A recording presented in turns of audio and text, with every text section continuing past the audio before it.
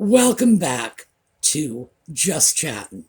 And this is the series of videos we do on Thursday and Sunday evenings, ordinarily, for our own amusement. Well, this video is probably going to air in the very early hours of Friday morning. So, as I said before, I'm going to do this until I have done all three of them, so that we can walk away and get back to normal, at least until the next three drop. And yes, I am taking one for the team, and I am giving myself a major pat on the back for this. Oh, it is a struggle. Now, before we go on, oh yes, okay, fine, I know. He's here. He's realized I'm making a video, so he's got to show up. I thought he was in bed sleeping. No. When I was in the middle of this process, having watched two videos and having made my own video about one of them, I was, oh my goodness, I was ready to shoot myself. So I went over to the video looking for some sanity, and I did find that. I found it in your comments. So thank you so much, because I was in desperate need of a reality check after having listened to this nonstop gaslighting for so long. Oh yes, Nutmeg and the Ginger Sock Puppet can actually make you think down is up. Well, this episode is the retelling of Nutmeg's life story. In some ways, it's very much the same old, same old. It's the same old regurgitated stories, although they have been, ramped up a bit. But we have an unrecognizable story with players we've never heard of before. It's amazing. But we will get into that. So, meantime, thank you so much for your comments. Some of you really gave me a good laugh, and I desperately needed it. And believe me, all of you gave me the sense that I am still in the real world. Yes, we haven't sailed off to Oz. We are still in Kansas. So, we are going to get into this when we come back.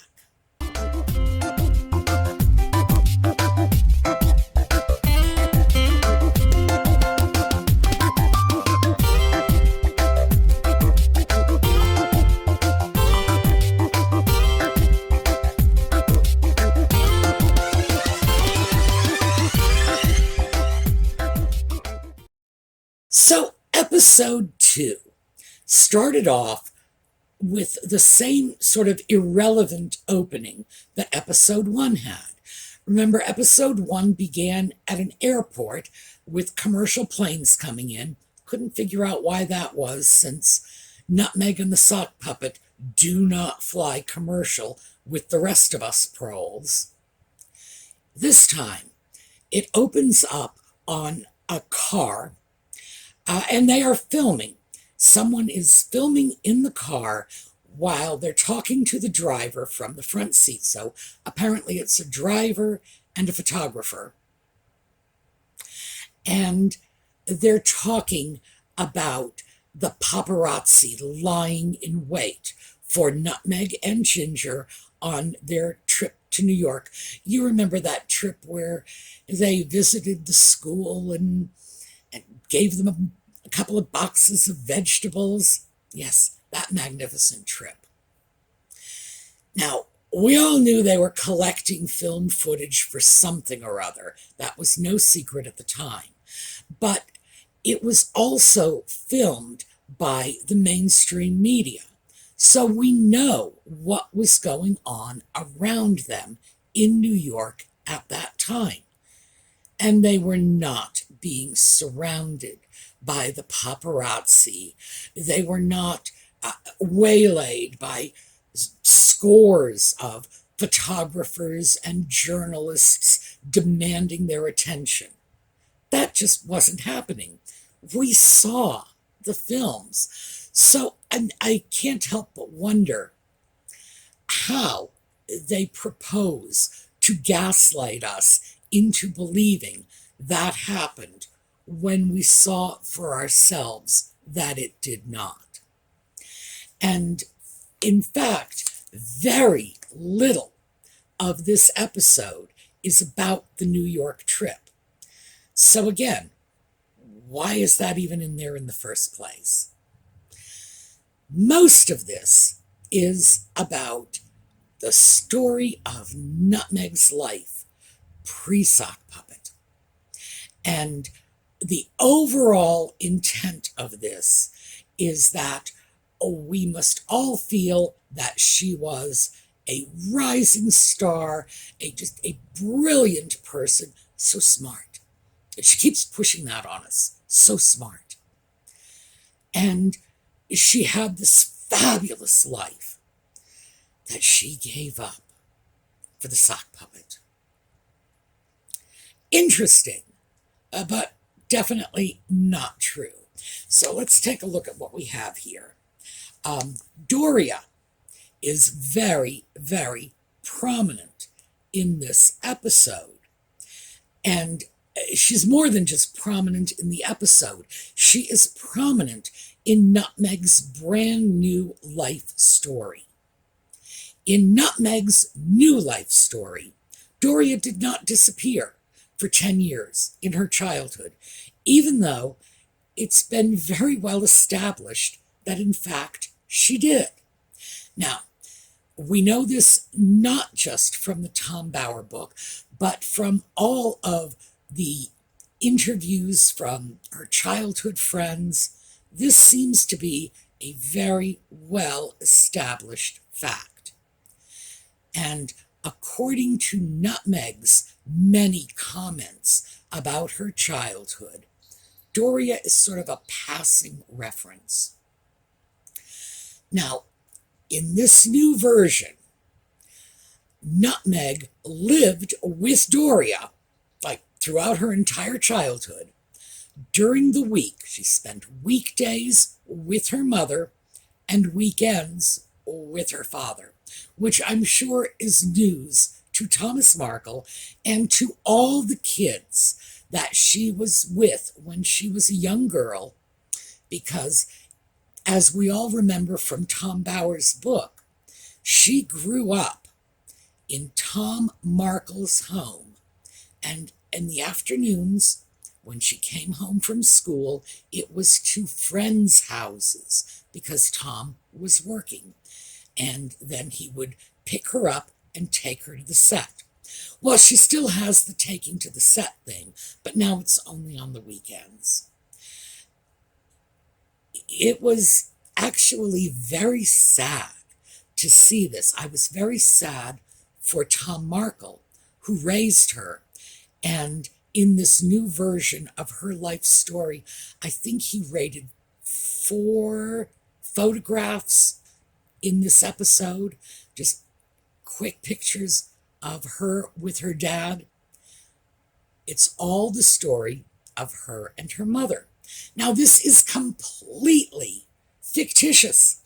Her mother was gone for a full half of her childhood and was not her primary caregiver for the rest.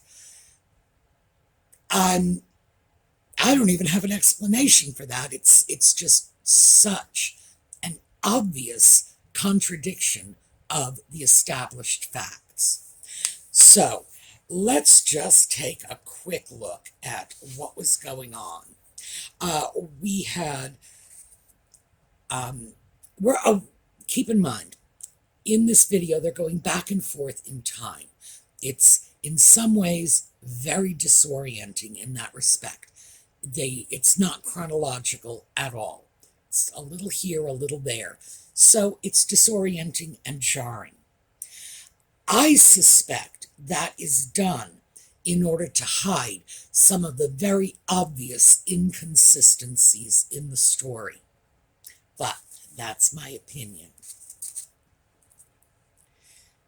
It begins with a sort of glimpse of what Nutmeg's life was at the time that she and Harry were dating. And as we know from the last episode, that story has been totally rewritten too.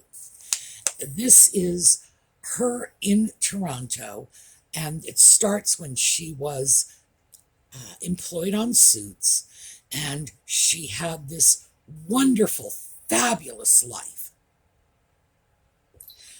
One has to wonder why she would have wanted anything else. She takes up with Harry, and suddenly she is swamped and surrounded by photographers and paparazzi, and people are waiting in their cars for her, and they're waylaying her and so on. Now, this is all very interesting as a story one is telling. However, if you actually say, is there any evidence of this? Any photographic proof? There should be. And given the fact that she is alleging she was surrounded by photographers, there should be ample photographic proof of these hordes of paparazzi following her everywhere. None is offered. Yes, you see occasional people with cameras. You even see occasional photographs of Nutmeg. The problem with that, of course, is she used to make pap calls all the time. She would call favorite reporters, anybody who would give her column inches or a photograph, begging, for a little bit of publicity. And again, very well established. So we do see a little of that, but we do not see anything of the level that she is claiming in this video, even after she was openly known to be dating Harry. No floods of photographers, no crowds of people around her. This is largely in her imagination. Now, the stories, the familiar stories that she tells, the stories that she has been telling ever since that interview with Elle magazine, those many years ago. Stories, for example, this story now, let me see. I'm going to give you the version she gave in this video, and then I'm going to give you the version she gave in Elle magazine. In this video, it seems her mother told her of many times, this is plural, many times, that her mother had taken her to the store and people would ask Doria whose child she was because they did not believe Nutmeg was Doria's child. That she was presumed to be the nanny. Now, the version she told in Elle magazine was she had witnessed one such event. One event she had witnessed. So the story has changed. We have gone from she witnessed it to her mother told her about it, and one instance to many. The problem with this is I have a hard time believing that this is the sort of thing that would have happened continuously for two reasons. One, people tend not to be that rude. People do not ordinarily walk up to a woman of color who is holding a small child who is somewhat lighter than she is and say, "Whose baby have you stolen, woman?" And that's certainly the way Nutmeg made it sound, that people were demanding to know whose baby she was. It's hard to believe that, especially in the 1980s, possibly in the 1930s, somebody might have said something like that. But in the 1980s in California, that does beggar belief. The other thing is, when Nutmeg was a small child, before all of the plastic surgery and hair straightening and so on, she did appear to be a mixed race child. When she was young, she certainly looked biracial. And believe me, if I can figure that out, anybody could. It seems, well, like everything that comes out of Nutmeg's mouth, it seems like it's tailored for an audience, so to speak. The other story she told was someone in traffic once used the N-word on her mother. This is the same story she has told in Elle magazine. That story was told without change. So these are two of her 3 stock stories. She didn't tell the story about the little doll family because that was her father's story, and she's working to write her father out of this. And she didn't tell the check the box story because, again, that was her father's story, so she needs to excise her father from her life. So those stories stayed off the table. Just her mother. She did tell the Procter & Gamble story. This time she said she changed the company's ad campaign. They changed that campaign for her. Now, this is the strongest expression of ownership I have heard her make of that ad decision. In the past, it's been a little more vague. It's been a little closer to what was certainly the truth, that she wrote a letter that the company, by the way, has not acknowledged that they received. The company says they have no record of ever having received the letter. They've gone on record saying that. And her father, furthermore, has said she never received a response from that letter. And subsequently, they did change the ad. So this is, on the face of it, it's a ridiculous story. She did not change the ad. She was a little girl, she wrote a letter, and ad changed. Totally unrelated events. But this time she's saying, I changed that. I was 11 years old and I was an activist and I changed that. No, she didn't. It's a lie. And no matter how many times she tells the lie, it doesn't make it so. So there are 3 of her 5. Oh, I'm sorry. The LA riots is another one. That wasn't in there either. So we've got half of the stock stories in there. There were a number of her childhood friends, people she's describing as childhood friends, names that have never cropped up in connection with her before. So these are all new names. And I do not recall any of these people having attended the wedding. So one has to wonder how close friends they are when total strangers were invited to the wedding and they were not. Looks to me like having gotten rid of all of the early friends in her life, she's collected a bunch of new friends and gotten them to give interviews for her. But as I say, these are people who are in her life now and have not been mentioned in the past. Conspicuously absent from this video were people like Jessica Mulrooney, who was maid of honor at her wedding, Nanaki Pretty, her childhood friend, her other friends from the UK, Misha Misha, whatever her name is, the people who have been historically in association with her, none of them are present. Whole bunch of new folkses. So, I'm not sure what that means. Maybe she just has a whole bunch of new friends to match this new life.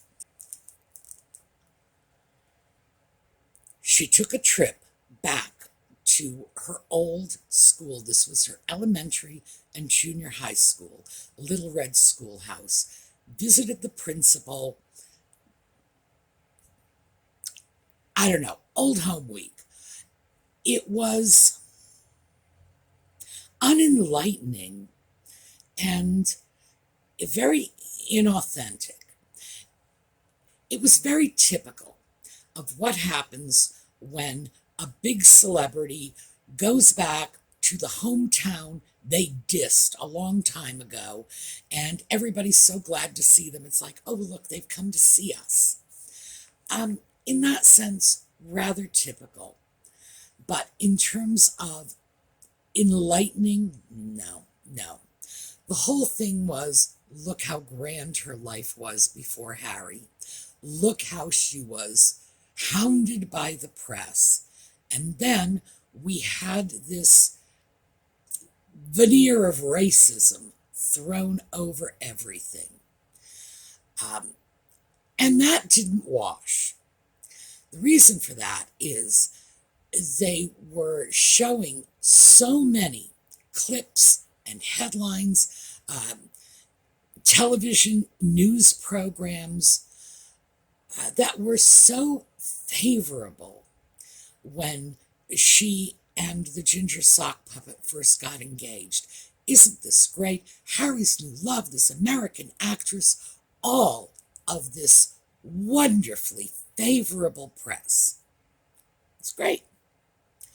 And then, with no explanation, out of nowhere, it's like, then it changed. Then all the press got bad, and then it's all about race. As I've said before, I will not say that I don't believe that there were inappropriate racial comments. I do believe there were. I think that whole almost out of Compton thing was in extremely poor taste, not to mention rather inaccurate since she wasn't from Compton. But was it as big a deal as they are making it out? No, of course not. It was very isolated, and I have only been able to trace that particular story back to one newspaper, and it was a play on some, was it a movie Straight Outta Compton? Some popular culture reference at the time. Therefore, in my opinion, it was a joke, but in very poor taste. So there is virtually no explanation offered for why anybody believes that suddenly the dialogue became racial. There was a journalist or writer who started talking about how this related to Brexit and the fact that the British people were very concerned about the issue of immigration in their country, and he believes that immigration is code for racism. That, in fact, when the British complain about illegal immigrants, what they're really doing is complaining about people of color. And I'm sorry, you need a lot more evidence than just one man's opinion to convince me that that is true.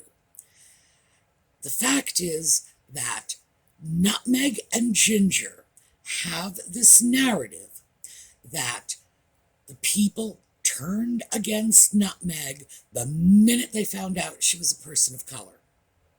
Well, the problem with that is they knew from the moment Harry became openly involved with her that she was biracial. At this point in her life, she was open about it.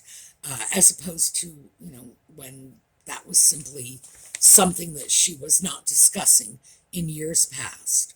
Now, at this point, she was like, yeah, I'm biracial. And Harry brings her to the UK and says, look, she's biracial.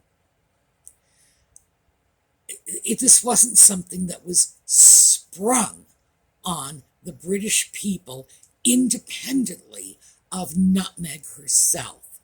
So there is no explanation for why they would have been so receptive of this biracial fiancé for their princeling one day, and suddenly it's like, no, we don't like her because she's a person of color the next. No. Whatever point they were trying to make, they did not make it. If they had an argument to put forward, they did not substantiate it. So that was one of the problems with this. And I do consider it a very serious problem, because this is the episode in which they are ostensibly laying the foundation for Nutmeg was rejected because she was a person of color. And the British people are all racist, and the British royal family's all racist. And if they were trying to throw that out, that was all they did, was just throw it out. But it didn't stick because there was no substance to it. So I have to say that that was just not a striking a chord. So that was a very contradictory aspect in this particular episode. Why would it be that when Harry trots out his biracial fiancée, the press is all so positive, and then suddenly the press is negative because she's biracial? Doesn't make sense.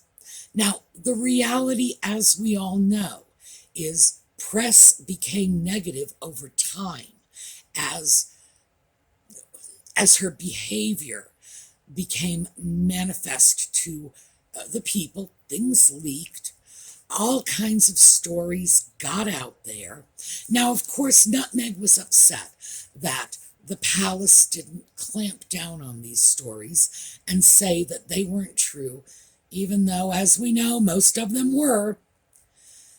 That seems to be the reason things turned against her. And in other words, it was her own behavior.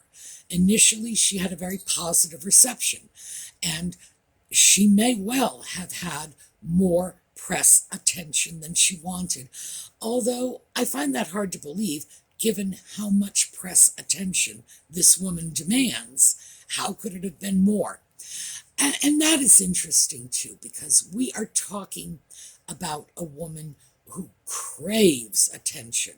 She cannot bear to be out of the spotlight for more than a moment. She kept a PR firm all the while she was in the UK. Back from her days when she was on Suits, she courted publicity. She wanted it, she needed it, she demanded it. And then all of a sudden, she was complaining, oh, the press is surrounding me. I don't even have privacy anymore. I'm just plagued by the press. Oh, come on. This would have more resonance if, in fact, she had been a private person who had not actively sought public attention. She had. Every aspect of her life was geared toward getting that public attention. So it's very disingenuous when she starts to complain that she was plagued by the paparazzi. So a couple more things that were in and not in this. They spoke about her activism, and we all know from the Tom Bower book that this was another thing she sought. She actively sought opportunities to be known as an activist. She was seeking that status. Although she never followed through on any of it, she would go out for the photo op and that was the end of it. Never went back again. So this whole she's an activist was purchased by her PR people for her.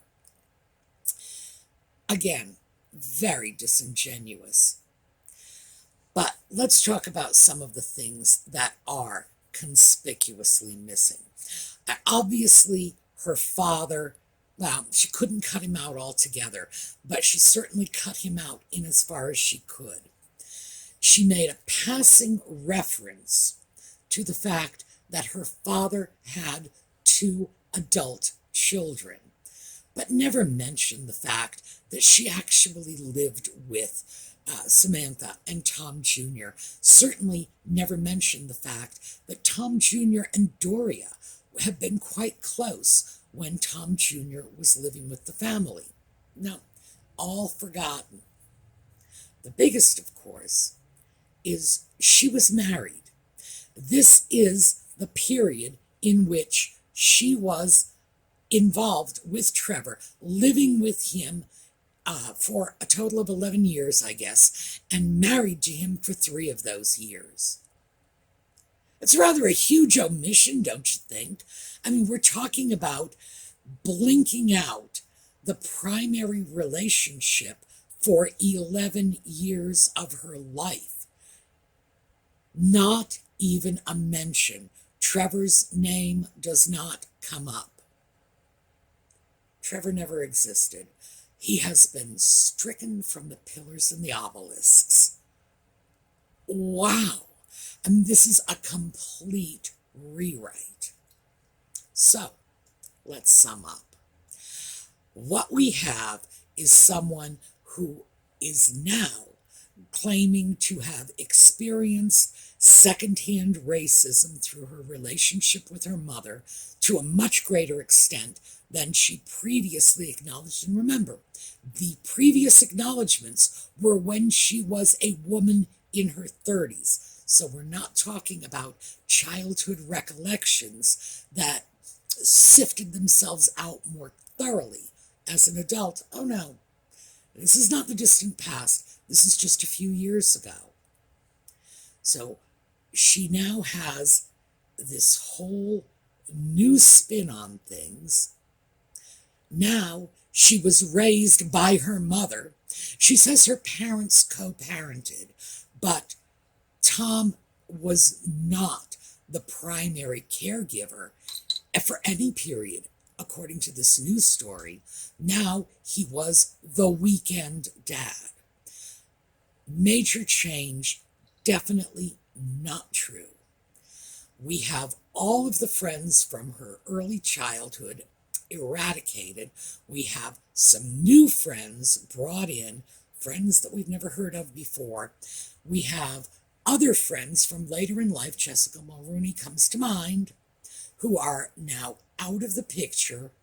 We have the 11-year relationship with a man that she was married to, just erased. It's like we just literally took an eraser and just scraped him out of the picture. Wow, how scary is that? Completely new life story for Nutmeg. I'm not sure why this is. I have a feeling that as this docudrama proceeds, we're going to see some clarity brought to this. There must be some reason she's conspicuously pulling so much of this out. But we all know the reality. We know that this new narrative is completely false. And keep in mind, this is not the same as the previous one, and the next narrative that comes down the pipe is going to be different from this one. So once again, we have seen a complete fantasy. This one is certainly more in keeping with that economically underprivileged childhood she was talking about, being raised by a single mom with the assistance of her single mom's female friends. Complete fabrication. So, as I say, we'll see where this one goes. But so far, whoa, this is like an exercise in creative writing. All right, we are going to take a look at a slideshow on the way out. We will take a look at episode number 3 next. That is certainly not going to be tonight. It will be tomorrow. Again, hit the notification bell so that you will be informed when that posts. Meantime, thank you so much for your comments, because that is now becoming my safe spot in the midst of all of this craziness, the voices of reason, and I am counting on you. So, have a terrific day. We are going to take a look at a slideshow on the way out. Number 3 coming soon.